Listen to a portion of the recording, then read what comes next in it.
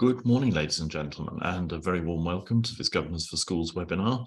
The focus of this morning's webinar is monitoring the impact of spending on pupil premium in our schools. We do have a very large number of governors and those involved in governance joining us this morning. So if I could ask you, please, if you wouldn't mind using the question panel, if you've got any questions or comments throughout, put them on the Q&A panel, and we will do our very best to answer those for you in the webinar. If we don't manage to get to answering all the questions, we will actually get back to you individually once the session is over later in the day. My name is Steve Barker, that's me on the left-hand side of your screen, and together with my colleague Linda Waghorn, who hopefully is on the other line. Hi there, Linda. Good morning, everyone. We are here today representing Better Governor, and we're delighted to come back and support Governors for Schools in their webinar programme. And as I say, this is your session today, so please, questions and comments throughout would be very, very welcome. The programme today is hopefully self-explanatory, but what we're going to try and do in this session, first and foremost, is clarify what the purpose of Pupil Premium and the aims of the Pupil Premium grant itself are. We'll spend a little bit of time exploring the strategies for monitoring pupil premium that governors can actually use, which hopefully should focus on how effective those spending decisions that we make as boards are. And of course, what we like to do with all of our webinars is come at it from a good practice perspective. So today, what we want to do is reflect on what good practice looks like in terms of our role as school governors, thinking about the impact that pupil premium is actually having on pupil outcomes. And at that point, I'm going to hand over to Linda, who's going to talk you through the first slides, and I shall come back in a little bit later. Thanks, Steve. So on your screen at the moment, you're seeing a screenshot of the new rates of funding for 2023 to 2024, just so that we can start to build our knowledge of what we're talking about. Some of you will be fairly new to governance, others of you will have been practicing as governors or governance professionals for some time and be more familiar with this particular strand of our monitoring activities. So as you can see, it's set out in a variety of across three columns. The first column is showing you the primary age children's rate, and the second column is secondary, and you'll see that that's slightly less. So 1455 for each primary age child and 1035 for each secondary age child, and that funding goes directly to the school. So the children in that first block, those are children who are eligible for free school meals, and this is the marker that is used to assess whether children fall into this group, which we often call, when we're monitoring as governors, disadvantaged. So it's for economic reasons largely, and these children who fall into this range, it's not the same as the universal infant free school meals entitlement. That's something completely separate, and that's about the government providing funding to ensure all children of that particular age get a free school meal. This is something entirely different, and it's used as a marker to assess those children that we largely think of as our disadvantaged group of children. It does also include, and you'll see that here, that those children who we call ever six, those are children who may have qualified for that eligibility under that free school meals heading at any time during the last 6 years. So this makes sure that those children who have fallen into that, and maybe their families are now moving on into a more economically stable position, these children still have suffered some disadvantage for a period of time, and this extra funding is designed to support them. Linda, it might just be worth saying at this stage, but Kelly has put a comment on the panel. So thank you very much, Kelly. Just to point out to governors on the session today that in early years, the rate is actually somewhat less than that. That's absolutely true, Kelly. Once children get into compulsory school age, they then move on. So everything that Linda has just said applies in terms of F6, etc. But you're right, the rate for early years is slightly lower, but as soon as they move into Key Stage 1, they then attract the higher rate of 1455. Thank you. And then you'll see that next column down, or the next layer down, it's children who have been adopted from care or have left care, so they've moved on independently.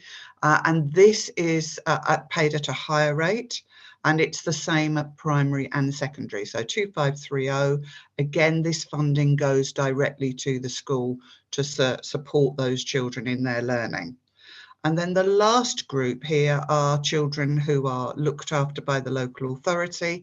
And these children may be in children's homes, or they may be in foster care. And possibly you're more familiar with the foster care aspect of that. And this funding doesn't go directly to the school, although in most cases it is passported onto the school by the local authority, usually in full, but the local authority, by virtue of something that they have set up called the virtual school, and every local authority area will have a virtual school for children who are looked after by them. And the virtual school has that oversight of all of those children, and they also have the ability to ensure that some of this money is paid on things like a laptop or a support or equipment for those children as they deem fit to support their learning. So most of us will be familiar mainly, but not exclusively, to that first layer, the 1455 for our eligible children, or if you're a secondary governor, the 1035. So let's now have a look at what the DfE has designed to be the purpose of this funding. And again, we're looking at the DfE guidance, the same place that we get our overview of how the Pupil Premium operates. The programme is now in its 12th year. It came from, at the beginning, it was a Lib Dem coalition strand of governance, and this strand was designed specifically as an extra piece of funding going into schools to support disadvantaged pupils. And the research, and it continues to be the case, that those children who fall into this group of disadvantaged pupils are more likely to do less well than those without these economic challenges. And this was true at the beginning of this programme 12 years ago, and the COVID research that picked up those children or identified those children who were more likely to have suffered significant learning gaps during the pandemic, they found again that it was these pupils, those who fell into this disadvantaged group, who suffered more, or their learning was disrupted more, or they had a greater amount of catching up to do than those children who didn't have those economic challenges. So our responsibilities as governors here is to think about how over those 12 years, if you've been a governor all of that time, or you've been a governor for some part of that time, is the way in which this money is spent in your school making a difference to the learning of these children? Has it been designed? Is it spent? And is there a strategy that identifies and supports these children and their learning challenges? So that is the overview that we have against that responsibility. So let's think about this in a little bit more detail, because it isn't a ring-fence piece of funding.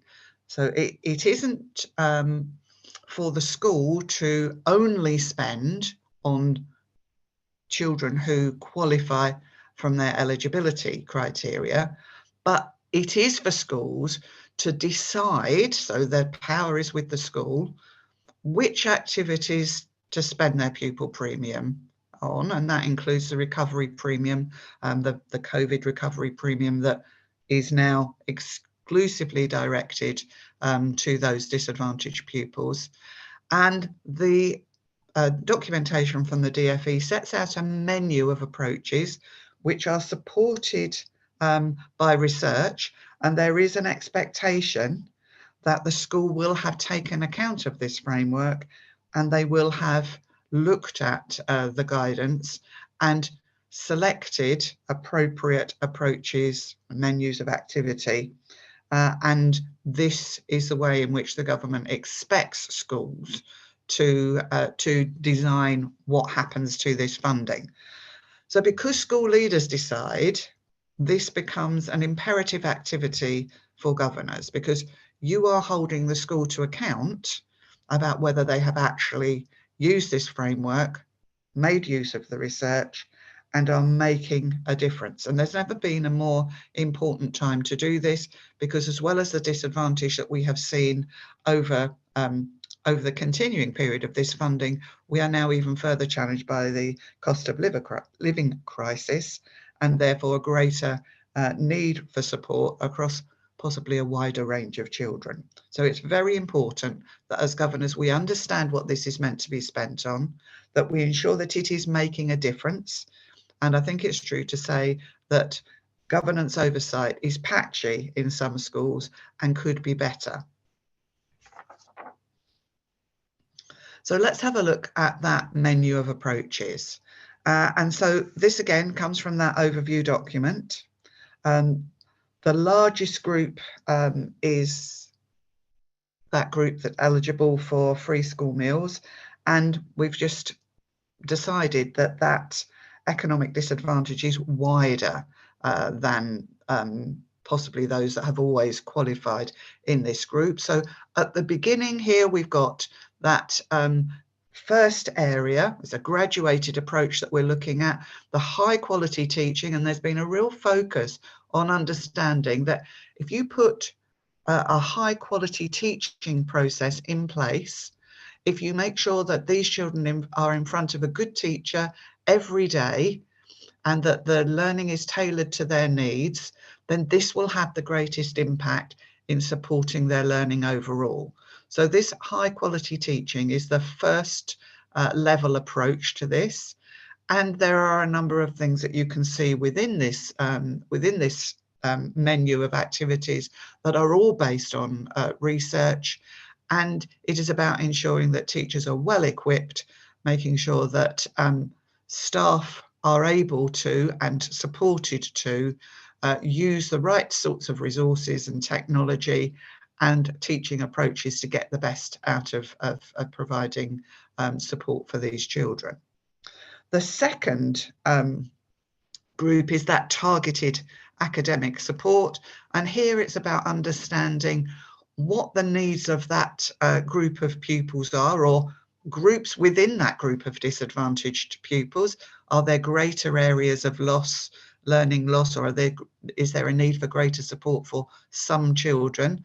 And then designing activities and resources specifically to meet those identified needs. And this may also include using particular staff in a more focused way, or breaking down a group so that you've got different types of tuition going on. So for example, in the primary school where I'm a chair, at the moment we're focusing on booster groups for some children who have learning gaps, and these are done outside the school day because some of this targeted academic support can happen at the beginning or end of the school day. And this then has also has a possibility to move into that next stage where we're thinking about wider strategies, and it picks up some of those children who have similar needs but are not in that pupil premium group, but also would benefit from having this type of support. So those wider strategies could also be about other types of non-academic approaches, and the research is very clear that children who have had some social disadvantage. We saw that at a greater level for the majority of pupils during the COVID pandemic. And also we're seeing a tale of emotional and behavioural needs. We're seeing still some difficulties with supporting full attendance back at school on a consistent, timely basis. And we have seen the recovery of and the reintroduction of some extracurricular activities. But again, I think this is patchy, and we're not back to full capacity in all schools here. So some children will benefit from things that support them in those more social, behavioural, communicating way, and indeed their wider families. And those are also part of this menu of activities that could be considered. So let's think now about spending the pupil premium. So a diagnostic approach is encouraged. Now, if we're thinking about our role as governors, and I've already mentioned that governance is a really key activity here in getting this right, we have to have some kind of strategy. The strategy has to be based on the research. And so this more than strongly suggests that there is some kind of diagnostic assessment put in place in order to get this right. And indeed, I think that most schools will approach it from this way. So part of your normal conversations and discussions as governing bodies in your meetings, what do you already know about your disadvantaged pupils? What do you already know about what it is that have been those gaps and the types of support that has been delivered so far? And indeed, what you already know about what has worked and what has seen improvement. So this helps you to understand what your school leaders will be doing behind the scenes in a largely operational way in order to develop the strategy.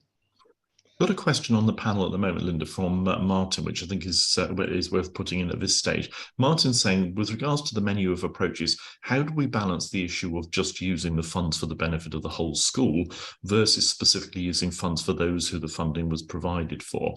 But I think it comes back, Martin, to the fact that this is additional funding. So schools are funded notionally to meet the needs of the pupils within them. And again, lots of you have put comments on the panel, which I've answered individually with regard to special needs.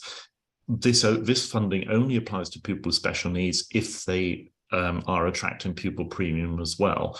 The reason for this funding is that there is a vast body of empirical evidence that says that disadvantaged pupils, i.e. those that meet the criteria for generating the premium, fare less well than their non-disadvantaged peers. That's why the money is there. But as Linda says, we are able to use the funding in schools for the benefit of more pupils, but we have to think about the aim of it is to improve the educational outcomes for those pupils who actually are generating it. If it has a knock-on effect and a synergistic benefit for everybody else, that's great. But the whole point, and we'll come back and talk about the pupil premium strategy that schools have to have in place, is to think about, and again, this is exactly what Linda said, our responsibility as governors is given that we care for all pupils collectively, but also individually. So it's about identifying individual needs and making sure that we're putting strategies in place to actually meet those needs.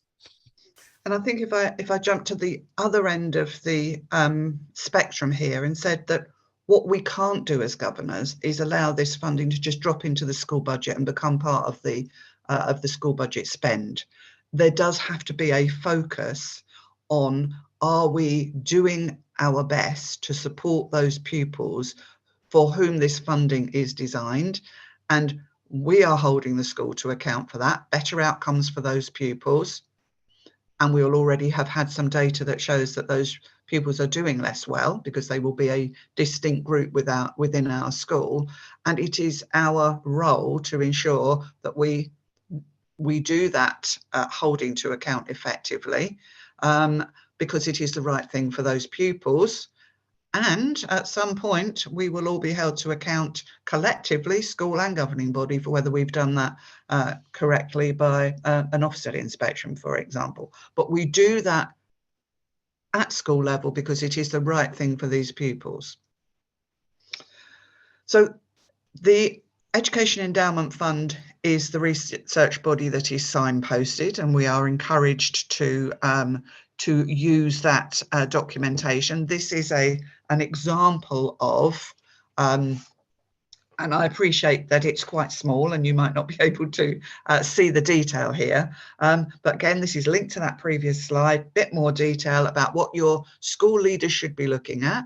It's available for you to look at, but this is not primarily the governance role to do this piece of work, but to know that it's there and that there is a selection of different approaches here that your school leaders can use, and they are designed for schools to be able to look at how this approach could help, whether it's a high cost, a medium cost, whether it has high impact, whether, you know, those value for money ways of looking at the sorts of things that would benefit the pupils for whom the funding in their school is being provided.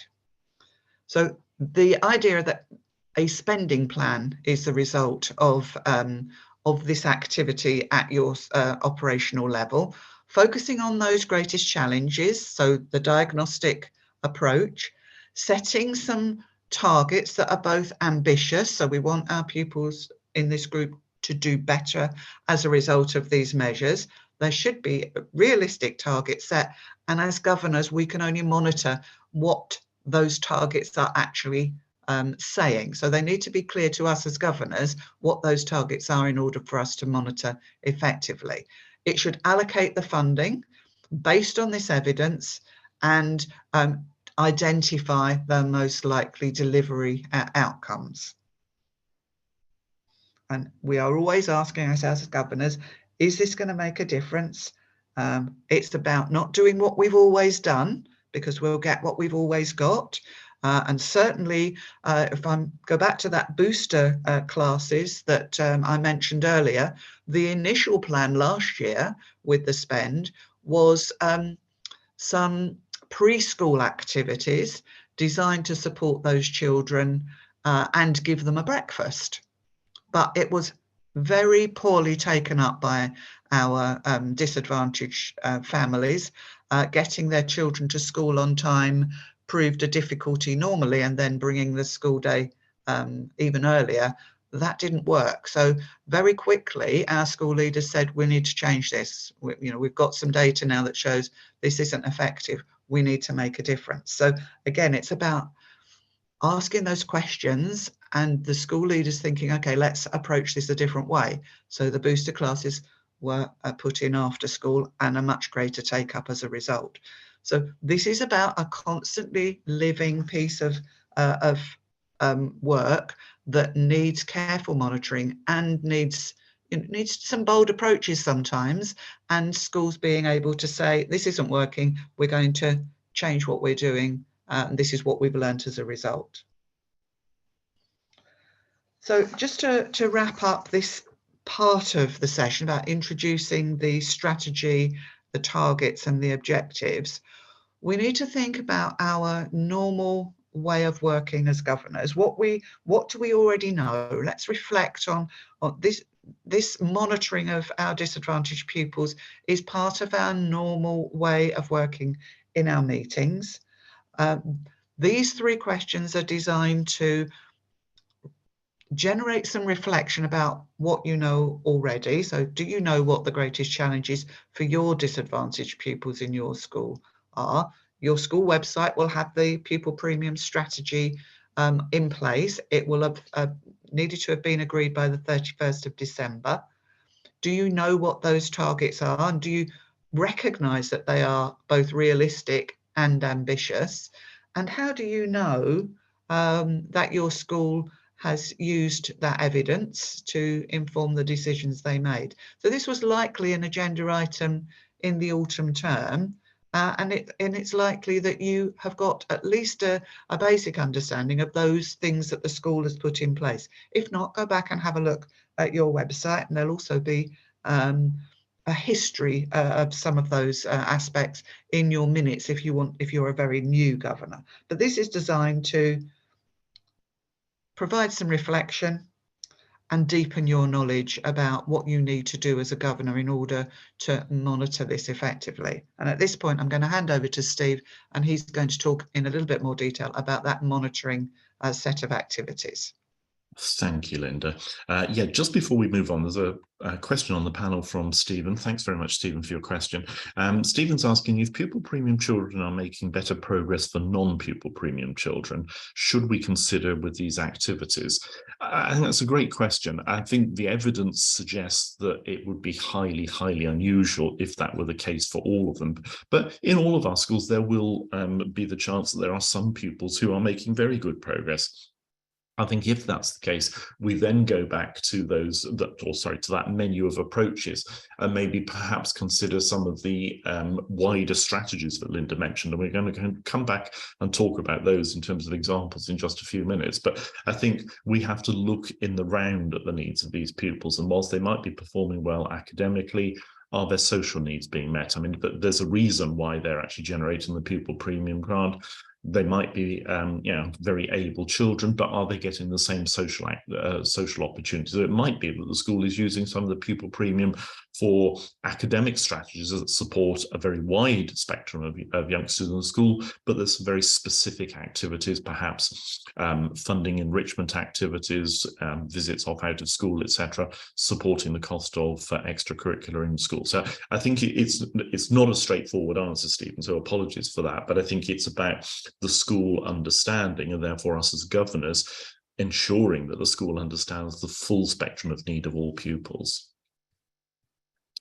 Okay, so let's move on at this stage. What we're going to do for the next few slides is just give you a few examples of going back to that menu of approaches, as I say, and actually picking up, well, if our schools are using this, and again, the Department for Education guidance on pupil premium absolutely says this is the approach we expect you to take. So although, as Linda said, the money isn't ring-fenced, we don't have to spend it on specific things. The idea is that we are using the available guidance, including this menu of approaches, to inform the decisions that we do make, which of course reflect the needs of the youngsters in our care, reflect our school context, etc. So we're looking at the high quality teaching, which was the top of that list that Linda shared on the menu of approaches about 3 slides back. And all I've done is chop the top portion of that off. And as you can see here, under that banner of high quality teaching, there are a variety of approaches that schools could implement. So I have said that on this particular school that we're all, for the purposes of this session this morning, suddenly governors of, we have decided that we're going to prioritise early reading, which is called reading comprehension here, and development of phonics. So within that, we've made some decisions. And again, you'll see that obviously I've done quite a few assumptions within this. So the assumptions are we've made those decisions as a governing body. The reality is the decision, the recommendation is made by the school, but it's probably come before us as part of our budget as governors to actually approve. And sorry, my slides are sticking a little bit then. And what we've decided in terms of the support for that development of reading comprehension, early reading and phonics, we are spending some money here on a new phonics scheme, and many of you in primary, if you're a secondary governor, don't get too despondent. We've got a secondary example coming up in a few moments, but most of you in primary will probably be aware that there's been a big push from the Department of Education in the last few years to get schools to think about the effectiveness of the phonics scheme, and that's led to a lot of people going back to look at the DfE's preferred list of providers and investing in new schemes. Well, this school here has done just that.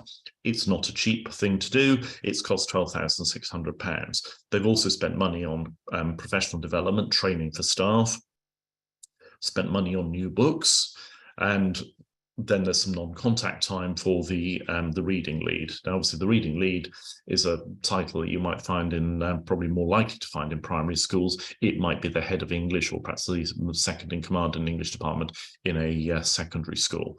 But in total, what we've done is actually spent £15,900 on this this initiative. And this is just one strand, and this would then be reflected, of course, in our pupil premium strategy.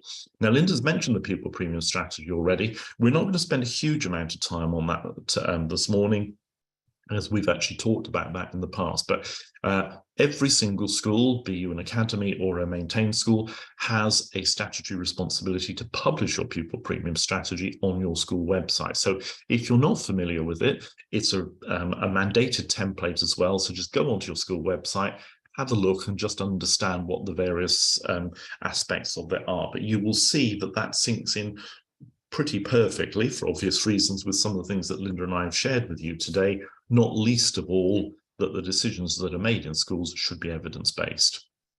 So, of course, what we've got here is an analysis of spending, which you will find in your Pupil Premium Strategy document on your school website.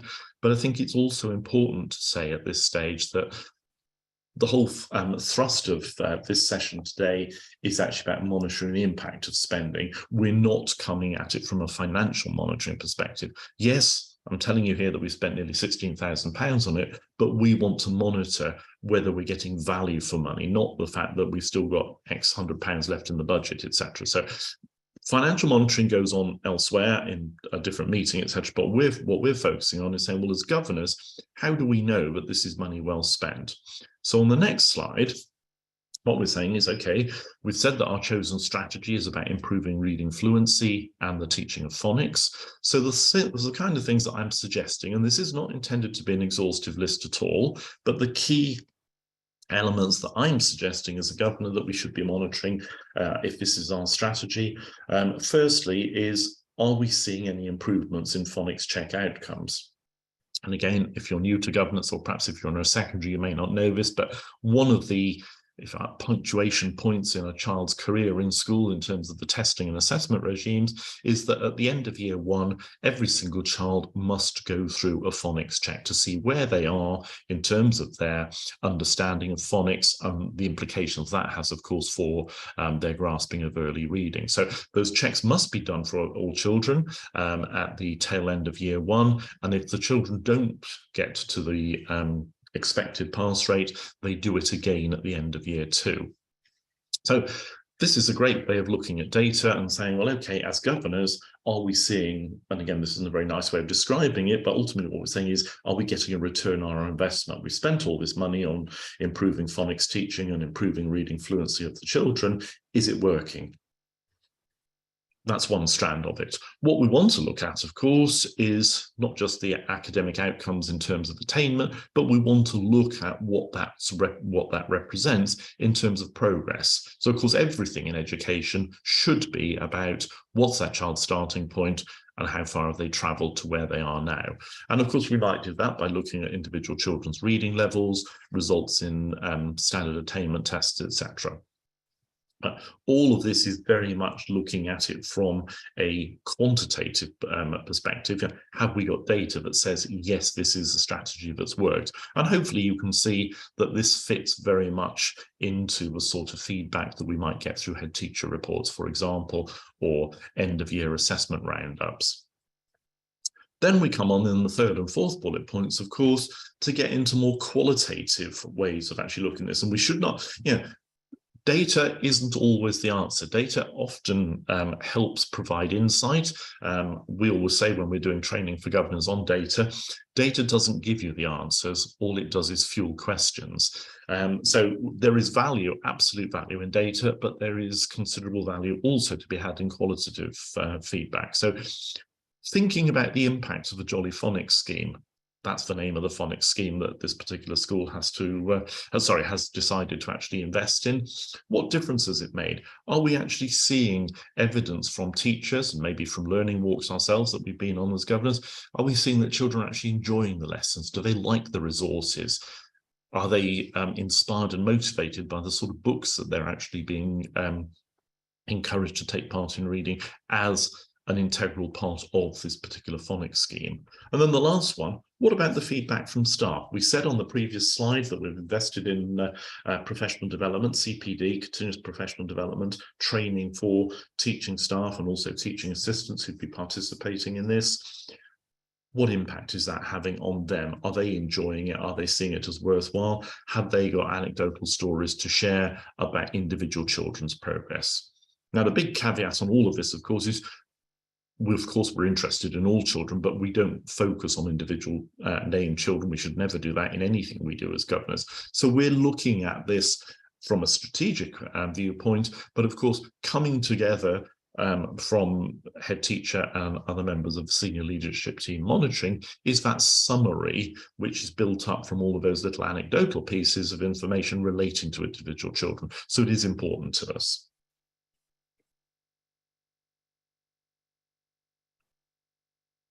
And as I promised us, a secondary example here, still focusing on that first area of high quality teaching, and the secondary decision is to focus very much on what's called quality first teaching, but again, thinking about how we use that element of our pupil premium to spend money improving teaching so that we are able to respond to the needs of those pupils. And again, as Linda said, that whole area of diagnostic challenge, which has been championed by the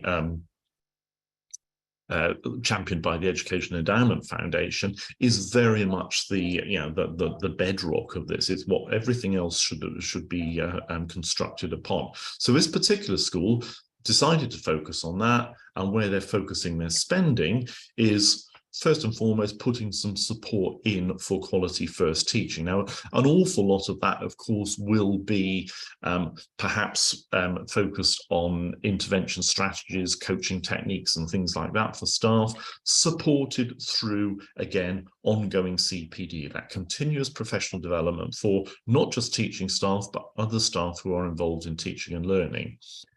This school is actually creating a project called Personalized Learning Checklists, again, individualizing it, reflecting the needs of individual pupils, and then bringing those together and say, okay, what are the things that we can do to support those children and young people together, but recognizing that each and every one of them has their own individual distinct needs. And then this particular school, and I say this particular school, this happens to be an example from a secondary school where I'm the chair of the governing body. We've actually done something called a diagnosed therapy testing project, which is very much part of a ongoing research. But what it is saying that we're taking a heavily diagnostic approach to identification of needs, and that's done right from the moment children are transitioning into secondary school, so even before they get into year 7. The therapy bit is what we're doing, and of course the testing part is saying, let's see how much progress is actually being made. Now, there's a lot of work going into that at the moment, but that's what is actually detailed in our Pupil Premium Strategy on our website at the moment. And this particular strand of it is one of several strands, but this particular one, we say, again, we've got the price tag on it there. But similarly to what we said on the previous primary example, we're not monitoring the spending as such here, we're monitoring the impact of the spending. So if we move forward to the next slide, the sort of things that we're talking about, given that our chosen strategy is that targeted catch-up for those identified children, and what it says in our development plan is it's via robust recovery curriculum. So it's picking up again on a lot of those things that Linda was talking about.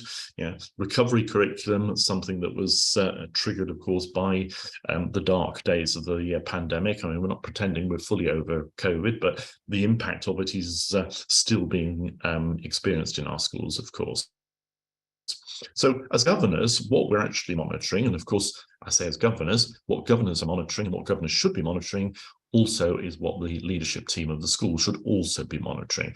We don't want anybody to do anything just for our diet as governors. We want school leaders to share with us what they're doing at an appropriately strategic level, of course. So the first thing that we've got here is we're saying we want to monitor how individual pupil needs are met through what the school is describing as varied bespoke support. So in other words, this is very much focused on individuals, but let's have a look at that. And because it's a big secondary school with slightly more staff than perhaps your average primary school, we happen to have a pupil premium lead in the school. I know lots of schools will have somebody else who's got this particular title, possibly as one of many titles that they share, might be called a pupil premium champion, but it's somebody who within the school takes on an overall responsibility for pushing ahead on how the Pupil Premium grant can be spent to greatest effect in terms of learning outcomes for pupils.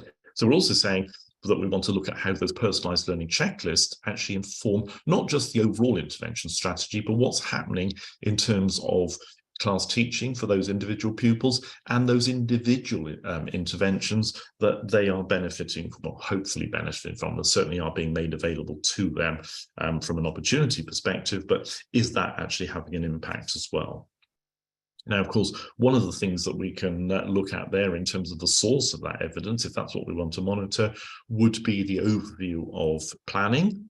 You might want to do that by year group by year group, or just as an example, pick specific subjects, for example, but also perhaps a governor's learning walk where with senior members of staff, there are, perhaps a small group of governors actually walking around and looking at the way that, having talked about what the personalised learning checklists are, how that is actually built up in group work in individual classrooms, and also what interventions are being put in place. And then the last one that we've got on this list is that idea of this research project, the Diagnose, Therapy and Testing. And of course, as governors, we've seen already that there's nearly £5,000 being invested in that. What we want to know as governors is it making a difference? The ultimate so what question. So what difference is this nearly £5,000 that we're spending? What difference is it making on outcomes for children and young people in our school?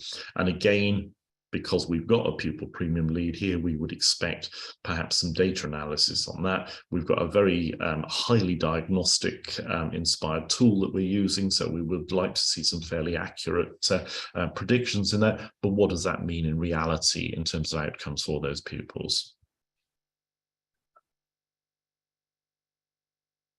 And moving on, I've got a third example. We've missed out the section in the middle because the same principles apply. So the section in the middle was all about targeted academic support. But I just thought we'd actually move on and give you, just before we finish the session, an example about the wider strategies. Because this is an area that I think we've had a lot of questions on. Well, how far do you go in terms of those wider strategies? And again, I'm thinking back to that question about youngsters whose academic progress is certainly at least in line, if not better than other non-disadvantaged pupils. But some of these wider strategies are things that sometimes as governors it's quite difficult to visualize what we're doing here, why we're doing it, and the difference it's making. So under the wider strategies, we've got a school here that has actually decided that the area that they're going to invest in to support their pupils, having identified what their needs are, of course, fits under that extracurricular activities and the various range of options there,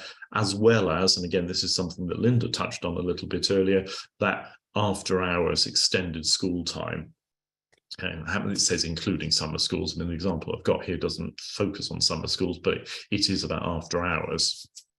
So the things that the school here has actually decided that it's actually going to invest some money in is there's an overall theatre trip, which is taking a lot of the children in the school. Again, this might be a whole class. Again, this goes back to a couple of those questions that we actually had earlier. The whole class approach is absolutely fine here, but what we're doing is saying, well, we're using pupil premium funds either to subsidise or to wholly fund disadvantaged pupils taking part. Others may well, of course, be making voluntary contributions, but some people don't have the wherewithal to be able to do that. And again, as Linda said, we've got a lot of children and young people in our schools suffering from the impact of the cost of living crisis at the moment. This kind of thing is actually getting worse. And it calls into question, of course, whether some of those enrichment activities, such as visits away from school to things like theatres, whether they're actually viable any longer. So Pupil Premium is being used to top this up. There's also a bookshop visit, which is aimed at giving youngsters the idea to go and visit a specific children's bookshop, have stories read to them, and then get the opportunity to choose books for the school's library. There's a drama club where the Pupil Premium is being used. And again, this is extracurricular, of course. First two being enrichment activities, but the extracurricular drama club is always based on interpretation of literature in this particular school, and it's seen as a great way of inspiring and motivating children to perhaps take an interest in books where they may not have done so historically. And then the homework club. So there's a targeted homework club for those children who either don't have the opportunity or perhaps the facilities that are commensurate with engaging in homework in their own home. And so the school is providing this. Obviously, there's a cost to staffing it, as well as perhaps some food resources, etc., as it's after school. And this would be an annual cost of actually running that club specifically for those targeted children. So you can see there we've got a cost just under £6,000. But the key again for us as governors, the school business manager is going to monitor whether we're actually spending all that money or not, and we'll get a report at the end of the year. But what we should be interested in is the so what question. So what difference is this making to those children that we've targeted? So from that perspective of the priority is, of course, using extracurricular opportunity and out of hours support for these children. The things we could be monitoring are the take-up of those enrichment activities, so the theatre trips, the bookshop trips, and how that then has been used in the same way as the secondary example, in terms of capitalising and leverage that through in-class teaching teaching activities, and also the way in which we're putting interventions into place. Again, we're getting there is a quantitative and numerical approach to that, but when you see the next three bullet points are all about a more qualitative, let's get some anecdotal feedback kind of approach, because actually that's what this is about. These wider strategies are aimed at, in many ways, looking at some of those elements but have a fairly important bearing on whether children and young people are actually in the right place, and I don't mean geographically, but in the right place to learn.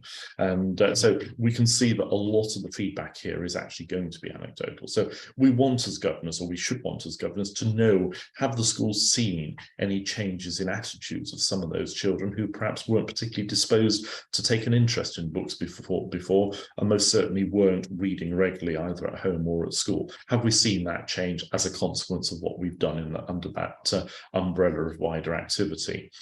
Are we seeing some children who perhaps don't have the same advantages as others and are economically and socially disadvantaged? That has an impact on their self-confidence and self-esteem. Things like drama club make a huge difference, make a big impact in children's self-confidence and self-esteem, and therefore that has a knock-on effect in terms of their confidence in the classroom. They're beginning to move up that ladder of early reading, they're getting confidence, and that's growing on a regular basis, giving them greater access to other parts of the curriculum. So again, that's very difficult to quantify. There's elements that we can quantify, but actually it's more about anecdotal feedback that we would expect as governors. Again, respecting confidentiality. We don't want to know children's names. Just share with us a couple of little mini case studies, vignettes is really good practice. And then lastly on this slide, are we seeing any general improvements in terms of that attitude to learning from those who we've actually encouraged, invited, funded to come to our homework club? Are we seeing a better attitude towards learning in classroom and possibly in that homework club as well? The atmosphere is going to be different in a homework club, and again it will vary from age group to age group. And if this was in a secondary school, again you would probably see a slightly more relaxed but still a very work-oriented, purposeful atmosphere. You would still obviously, work and purposefulness are actually at the heart of this in a primary school, but it might be slightly more relaxed in a primary environment. But nonetheless, what this is doing is setting in children's minds the expectation and the importance of learning as part of their everyday lives.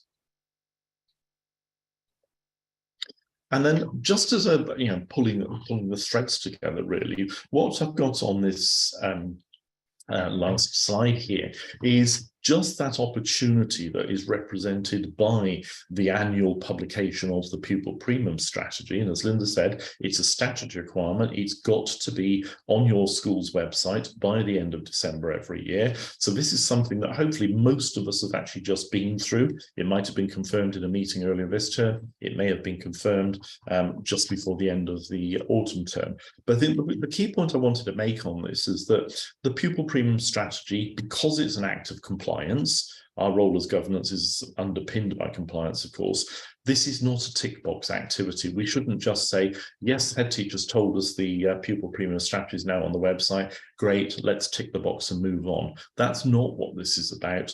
And hopefully everything that Linda and I have actually said to you this morning cements that idea in all of our minds that the Pupil Premium Strategy is the starting point for our monitoring.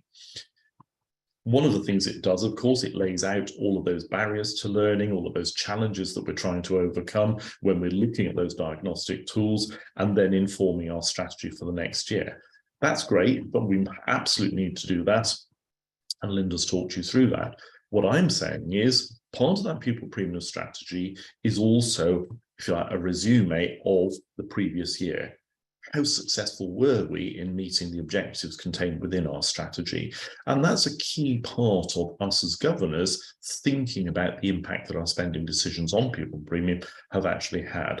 So some of the things, and again, not in my usual caveat, this is not an exhaustive list, there will be others, but some of the things that we should be thinking about is, do we regularly see, and have we got the summary of what we regularly see in terms of an analysis of the pupil performance specifically for disadvantaged pupils? Now, lots of governing bodies over the last 2-3 years have not had such regular diet, shall we say, of assessment information because we weren't having access to national published data. We've got it for the first time in 3 years in secondary schools, but we still don't have it for primary schools. That doesn't mean as governors we shouldn't be looking at this data. How have disadvantaged children, young people in our schools performed academically over the last 2-3 years? That's really important for us. And absolutely, we should be looking at the last 12 months, really to identify, is there something that we can learn from this? What we should be doing, of course, is comparing absolute progress, so the data that we talked about in that first bullet point, against what were we saying that we were expecting that year. And hopefully all governing boards now are looking at projections at the start of the year, midpoint of the year, in terms of what do we expect from SATs results, what do we expect from GCSE results, from A-levels, etc., if they're relevant this coming academic year. We're already halfway through the academic year. Secondary schools have already had young people sitting mock exams. We are coming up in few weeks' time to the start of the exam season. We're coming up the month after next to SATs tests in Key Stage 1 and Key Stage 2. Where are schools telling us as governors they are envisaging we're actually going to finish the year? Phrase that Linda and I are quite keen on using is the idea that as governors we operate in what we call that culture of no surprises. Part of occupying that culture of no surprises is, of course, I want to be fed regular updates on where we're anticipating academic outcomes to be this year. And then, of course, we've also got the non-academic outcomes. Attendance is never far away from our minds. Many of you who perhaps took part in National School Governors Awareness Day last week will have heard us talking a lot about the impact of the cost of living crisis. One of the areas that's affected is attendance rates, and we know that the government are particularly concerned about attendance in schools at the moment. And of course, because the government are concerned, so we're Ofsted, and it's very much a topic of conversation for them. I happen to, you may think me a very sad person. I spend a lot of my time on Twitter, education Twitter that is, researching various things. I was looking at it very early hours of this morning. There's some new research or summary of research being published this morning by the Education Endowment Foundation, which is saying that there are an awful lot of strategies out there to try and improve attendance. Very few of them are actually proven to be effective. They're particularly talking about strategies involving additional contact with parents, text messages, that kind of thing. But there's a lot to still be done on improving attendance rates, particularly for disadvantaged pupils. Similarly, where it's relevant, of course, very often disadvantage does lead to other challenges, and sometimes they can be behavioural challenges in school. If that is relevant in your school or in your setting, then of course things that we need to think about as governors are the strategies that we're putting in to support challenging behaviour. Are they having an impact in terms of improvement?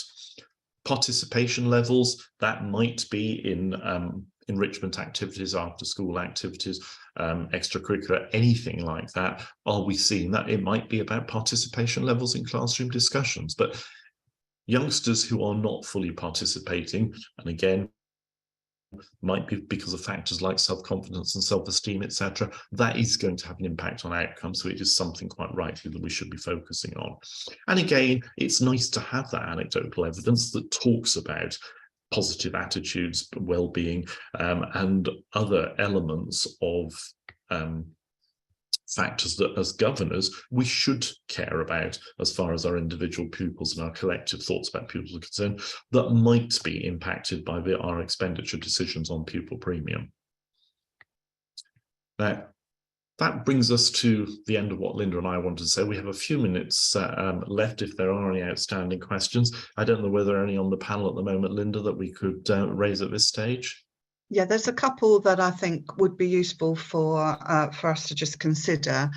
Mark has said, given that there'll always be a drive to continually improve outcomes for pupils, even if there was no pupil premium, how do you distinguish between gains related to pupil premium and broader initiatives? That's a really good question, isn't it? And that's a perpetual challenge for schools, of course it is. And I think I would say, Mark, that I think for me, this is not about making this a perfect science, because it isn't one. This is about saying we need to be careful. And again, lots of schools for many years have talked about initiative overload. If we're throwing so many different initiatives, support programs at children, it's very difficult for us to then be able to say, we did this and that worked and it led to this outcome. I think what we have to say is, as governors, we want our schools to be single-minded about improving outcomes for youngsters in our schools, but particularly disadvantaged people outcomes, and therefore we can make that link.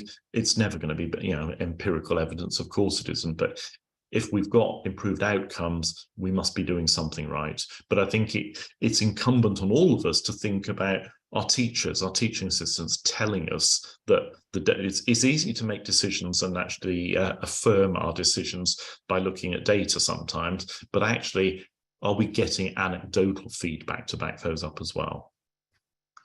And then there's a question from Sarah, which I think is a little wider if we sort of consider it a little bit deeper.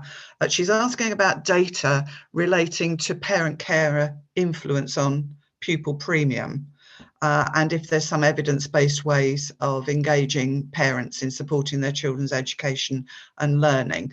And there was that little bit that you showed in those wider strategies about things that could include parents in how we engage, but there's also that wider aspect. It links back to your answer you just gave to the previous question, the engagement of parents generally in the getting their feedback, understanding what their needs are. A good school will do that through a variety of methodology, including surveys and knowing their parents well.